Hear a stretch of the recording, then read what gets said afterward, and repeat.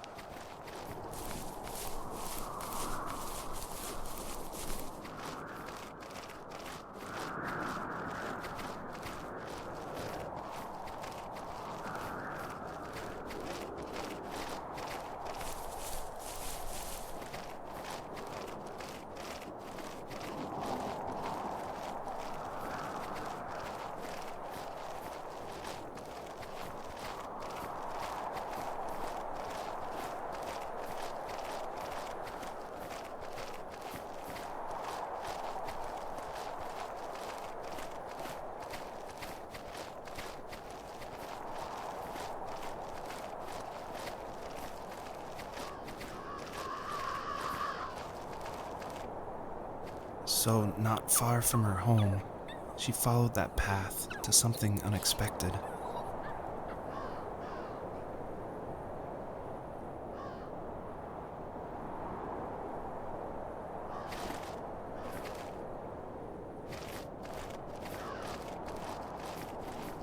She couldn't stay, though. She had to find her other 2 children. So she took that path. She followed it towards something ancient. Something with answers.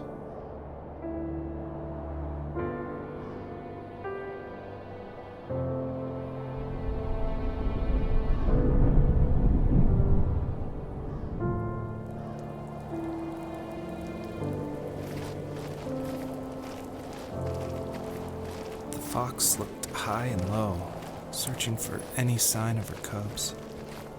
Points of light showed the way to this ancient tree. It was as if each one had a story to tell, all their own. The land was trying to tell my story, too. I felt like I was right behind her the whole time.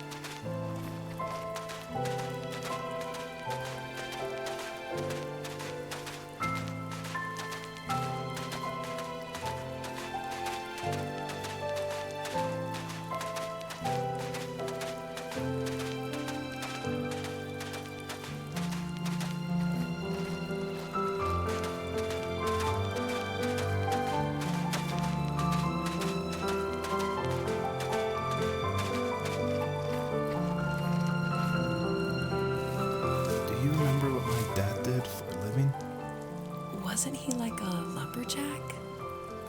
That's one way of putting it. If if wood was a canvas, then a carving knife was his paintbrush. Even after working a 50-hour week, even after his hands were more splinters than skin, he would bring home the nicest piece of Alaskan weeping cedar and make me toys. That wooden train was the first toy I can remember, and I loved it. I just knew from a young age I was going to be a lumberjack, like my father.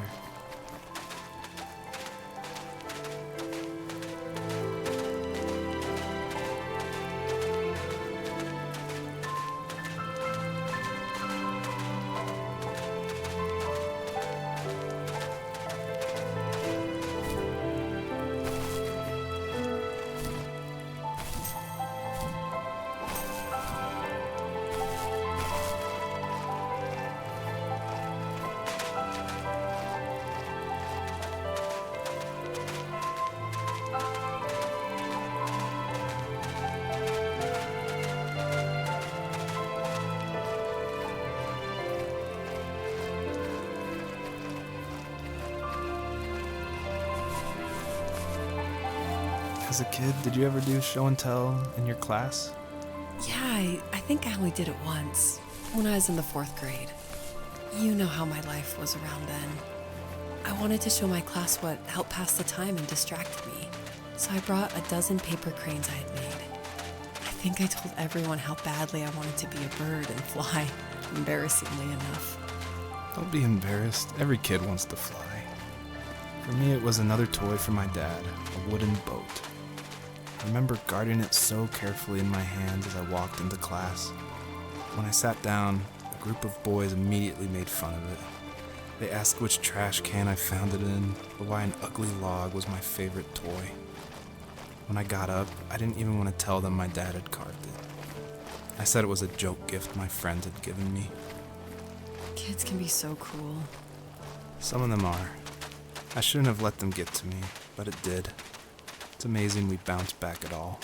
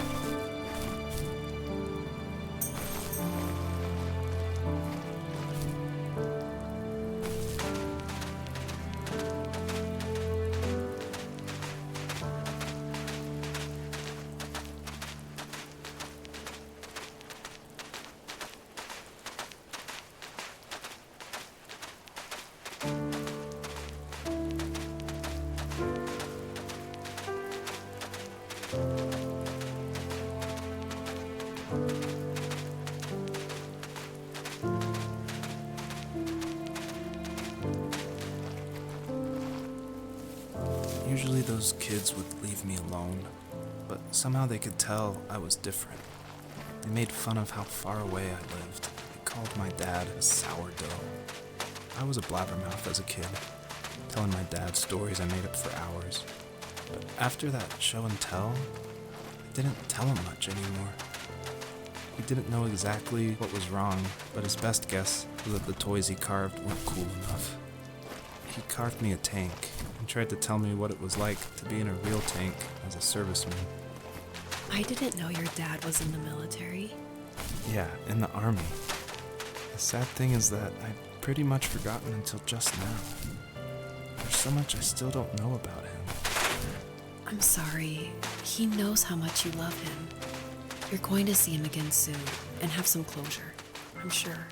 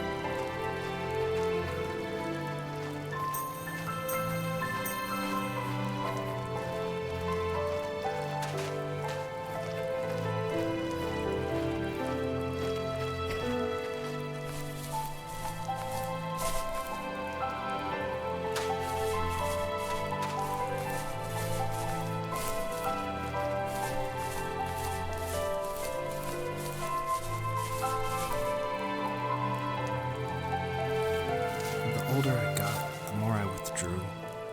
I asked myself, why talk to anybody anyway? Why bother when I'm happy by myself? I started drawing a lot, mostly animals I saw in the woods by my home. I then imagined designing my own hideouts with things like TVs and pantries full of chips and cookies. I think that idea of leaving home and drawing blueprints started my career. I found a lot of solace in that. I'm not surprised, but I did the same thing, you know? There's something special about having a place to call your own. And now look at us. Well, if you count renting in an overpriced city. It's as close as we can get for now.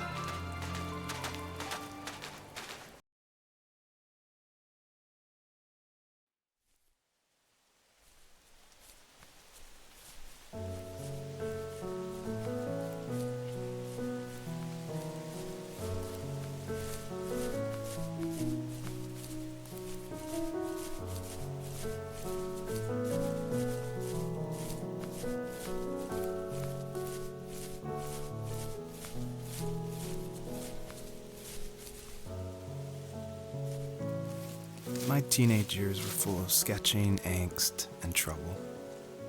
I wasn't popular or unpopular. Maybe just forgettable.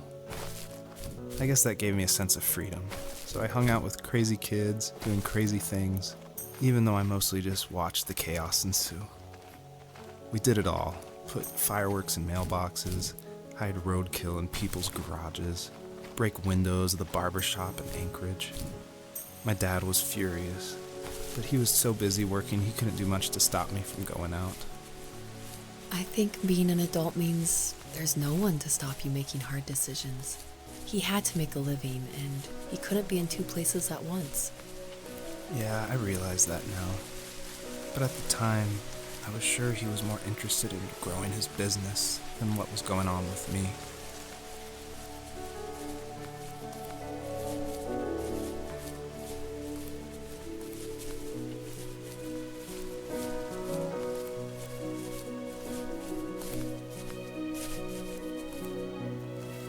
He was working another late night, and my friends were over, saying how bored they were and how they had come all the way out to my house for nothing.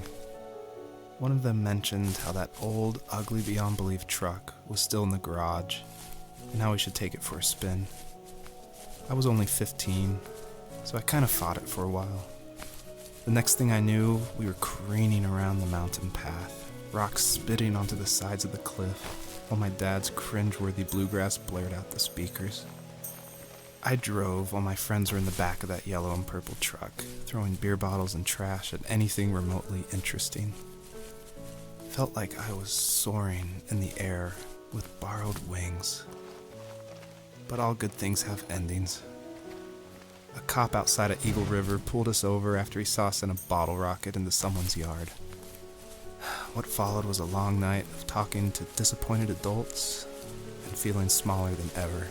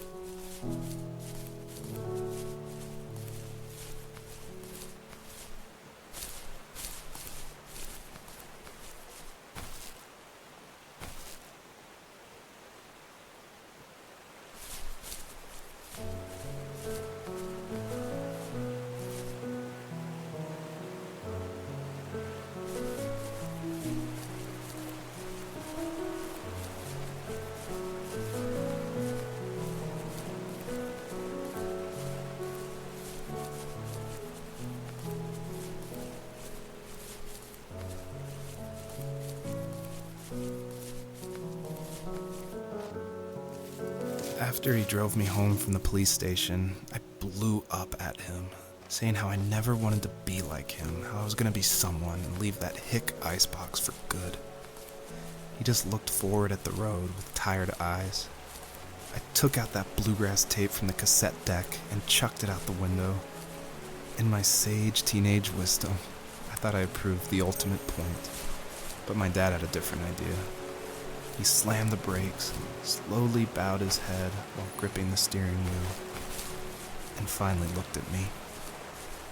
All he said, like it was a polite request, was, "Make this right." I sat there in silence, fuming, but I eventually got out and combed every square inch of the woods, muttering profanity after profanity.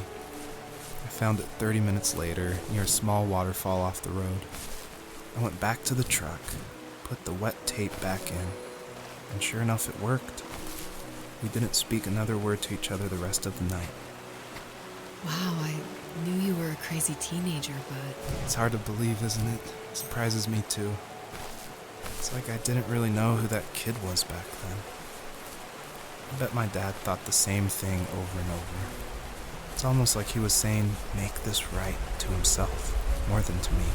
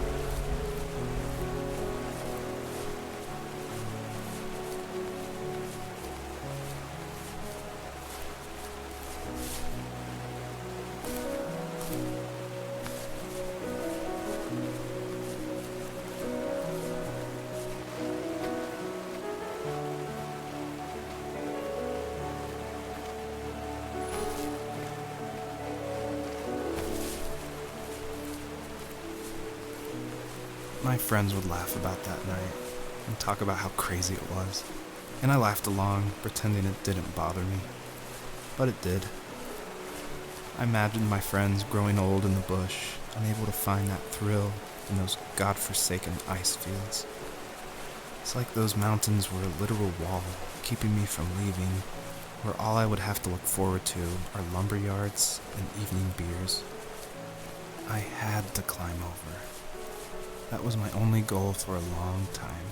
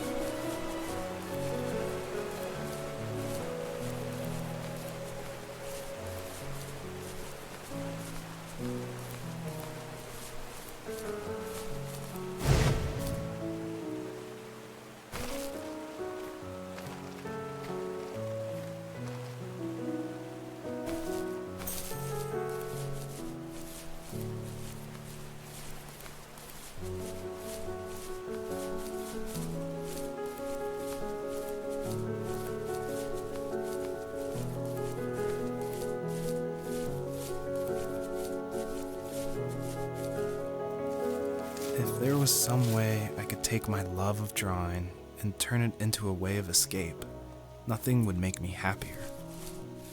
I wanted to create instead of tearing trees down. I wanted to move to the lower 48, not because I hated it there in Alaska, but I hated the idea of it. It's like all of that spite inside me had created this monster which followed me around my whole teenage years. I put so much energy into doing what others didn't expect of me. Why did I do that? There's one fact you're forgetting, though. If you didn't have that fire in you, we probably would have never met. You're absolutely right. Maybe the destination is all that matters in the end. But then why am I awake? Why am I seeing this fox go on her journey? And why can't I stop thinking about my dad?